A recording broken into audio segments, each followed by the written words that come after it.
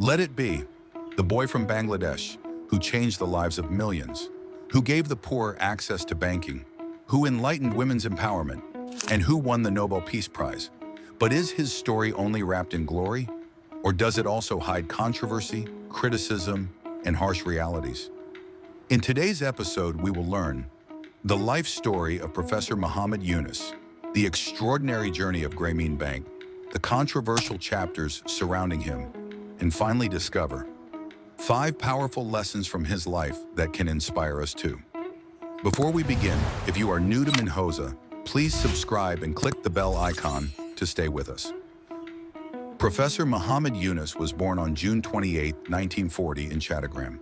From childhood, he was intelligent, attentive, and creative. After completing his studies at Chattogram Collegiate School, he enrolled in Chattogram College. Later, he graduated in economics from the University of Dhaka. As a recognition of his brilliance, he became a Fulbright scholar and went to the United States, where he earned his PhD in economics from Vanderbilt University. At that time, perhaps he didn't know, this knowledge and experience would one day change the destiny of millions. After finishing his PhD, Muhammad Yunus returned to Bangladesh and joined Chittagong University as a professor of economics. Back then, Bangladesh was a newly independent nation, devastated by war, poverty, and despair. But Yunus did not confine himself to classrooms. One day he listened to the stories of poor village women, who for just a few taka fell into the trap of ruthless moneylenders charging unbearable interest. This injustice shook him. He gave them money himself, without conditions, without collateral, and thus a revolutionary idea was born. Microcredit. It declared boldly, it's not poverty that defines people, but opportunity. And banking should not be only for the rich, but for everyone. From this thought emerged Grameen Bank, the world's first microcredit-based bank, which soon became the companion of millions of poor people fulfilling their dreams. Grameen Bank was built for those who were denied access to traditional banks.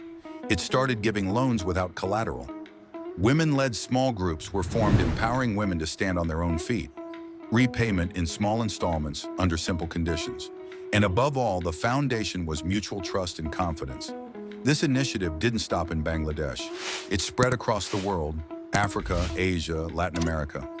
Everywhere, microcredit became a tool to fight poverty. Professor Yunus once said a profound truth. If economics is not for people, then what is the purpose of that economics? In 2006, Professor Muhammad Yunus and Grameen Bank jointly received the Nobel Peace Prize. This was a historic recognition, not just for one man, but for the entire nation of Bangladesh. The Nobel Committee stated that his contribution to poverty alleviation and social peace was extraordinary. This award brought international recognition. Poor women of Bangladesh became the focus of global discussions. A professor turned into a Nobel laureate whose vision transformed the lives of millions. But is the story complete here? Or is there still an untold chapter? Professor Muhammad Yunus's life was not only full of achievements, it was also marked with controversies, strained relations with the government, intense criticism over the ownership structure of Grameen Bank, questions about transparency and foreign funding, and finally a court order forced him to step down from his position. All of this created a storm of debate around his name. Many called him a true social leader.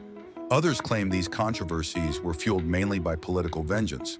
But one fact is undeniable. His microcredit model genuinely changed the lives of millions.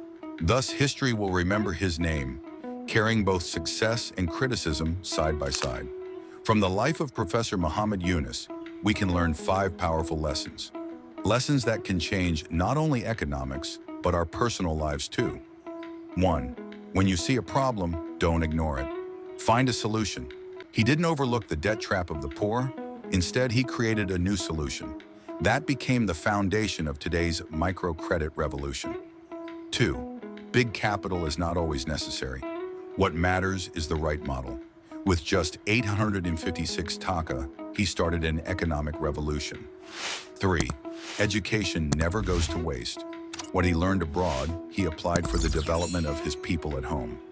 4. Leadership means courage, the ability to break conventions. He challenged the banking system that shut its doors to the poor. 5. Every human being has potential. All they need is opportunity. This was the core philosophy of his model, which changed millions of lives. Professor Muhammad Yunus proved, one man's idea can transform society. Poverty is not a permanent chain. If given the right opportunities, even the poor can become entrepreneurs. Despite criticism and controversies, his vision, courage, and dreams inspire us to do better. But the reality is, in recent years, his name has been caught up in government disputes and legal battles. Some say it is the result of political conflict. Others argue it is about transparency and governance.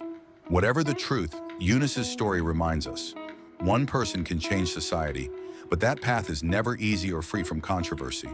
And indeed, after the fall of the government in July, his name resurfaced again in Bangladesh's political discourse. Some now see him as a symbol of justice, while others still view him through the lens of criticism. So what do you think? Is microcredit truly the path to freedom for the poor? Share your opinion in the comments below.